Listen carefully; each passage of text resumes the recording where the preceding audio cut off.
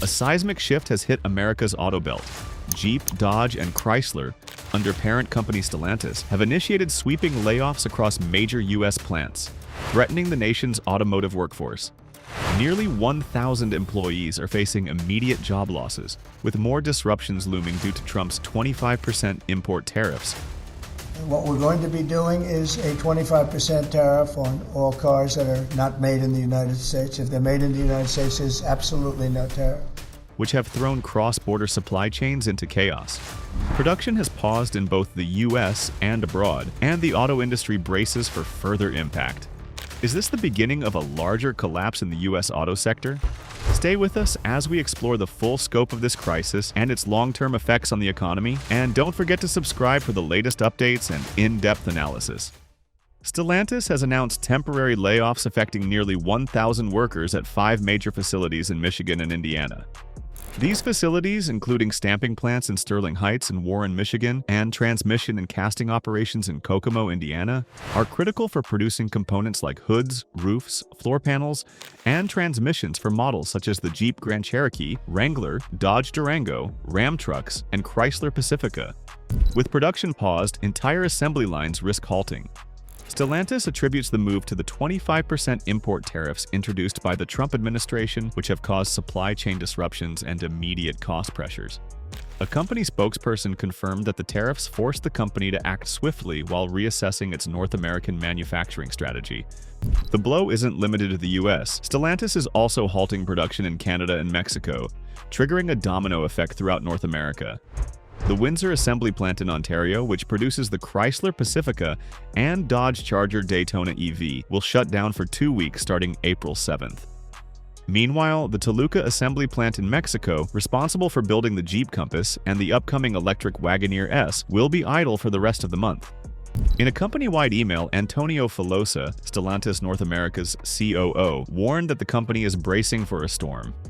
"We need collective resilience and discipline to push through this challenging time," Filosa wrote. "These are actions we do not take lightly."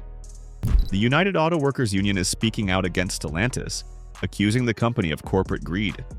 UAW President Shawn Fain criticized Stellantis executives for profiting while American workers suffer, saying, "While Stellantis executives line their pockets with bonuses, our members are being thrown into chaos. This isn't a transition, it's a betrayal." The union is demanding emergency negotiations and threatening legal action, insisting that Stellantis fulfill promises made during last year's contract talks. However, Stellantis had already warned that the shift to electric vehicle manufacturing would require fewer workers. This shift is now evident as the company implements automation, outsourcing, and job cuts, resulting in fewer opportunities for American workers. The situation has sparked growing tension between the union and the automaker.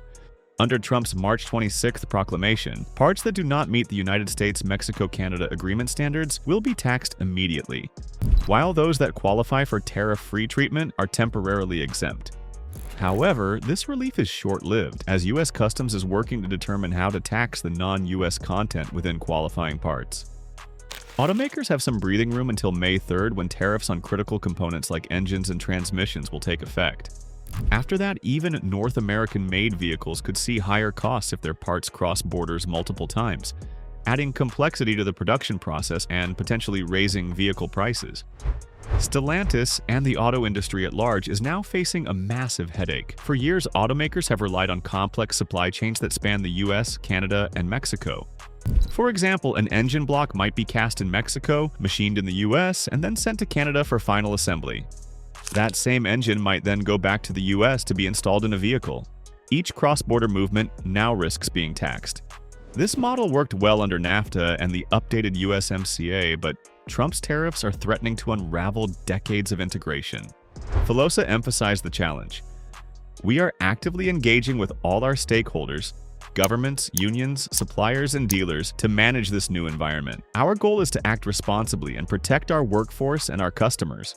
Trump considers a reprieve, but will it come in time? In a surprising twist, President Trump recently hinted at a possible tariff exemption for auto parts, acknowledging the chaos his policy has caused. "I'm looking at something to help car companies," Trump said in a press conference. "They need a little time. They're going to make parts here, but right now, they're using parts from Canada and Mexico." This statement temporarily calmed the nerves of automakers. Stocks of General Motors, Ford, and Stellantis spiked after the announcement, but many industry insiders are skeptical. Even if exemptions are granted, they may come too late to undo the disruption already triggered. Executives from Detroit's Big Three have reportedly been pleading with the White House to spare components even if tariffs on fully assembled vehicles remain. Their argument is simple. Without access to affordable parts, they can't build affordable cars.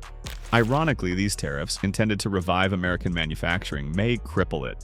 Automakers warn that they face billions in losses and tens of thousands of layoffs if the policies aren't revised quickly. Auto manufacturing is one of the most integrated industries in North America, said one industry analyst. Disrupt the flow of parts and you stop the whole machine. Stellantis' current predicament is just the beginning.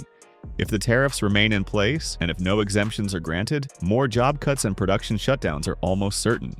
Adding to the mess is the volatile market around electric vehicles. Tesla, once the face of innovation, is now grappling with soaring insurance rates, rising repair costs, and declining sales. According to Insurify, the cost of insuring a Tesla Model Y rose by 29% this year alone. That translates to nearly $4,000 annually, roughly 9% of the car's base price. Electric vehicles in general are more expensive to repair than gas-powered cars. For Tesla specifically, repairs are $1,347 more expensive on average due to their non-modular batteries, which often require full replacement even after minor damage. While the US struggles with tariffs and supply chain disruptions, China's automakers are quickly adapting. Has shifted away from NVIDIA's Drive platform, choosing instead to develop its own AI chips. This decision was partly driven by US export controls on advanced computing, but it also reflects China's rapid move towards technological independence. The new chip, Turing, is said to be 3 times more powerful than previous versions. Although it may not match NVIDIA's future offerings and performance, Xpeng is confidently investing in becoming fully self-reliant, reducing its dependency on US-made hardware for its next-generation EV systems. Amid the turmoil, there is a glimmer of hope.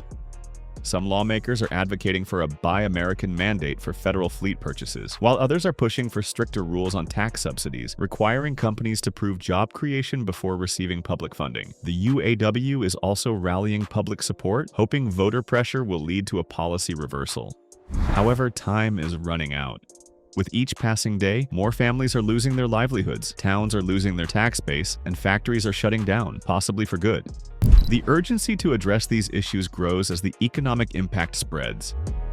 The recent layoffs by Stellantis, impacting nearly 1,000 workers across US, Canadian, and Mexican plants, underscore the devastating effects of Trump's 25% import tariffs.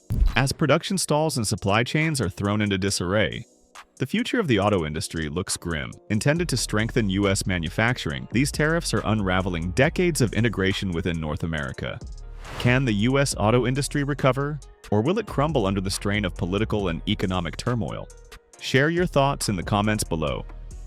For more updates and expert analysis on the crisis unfolding in the auto industry, don't forget to like, subscribe, and share this video.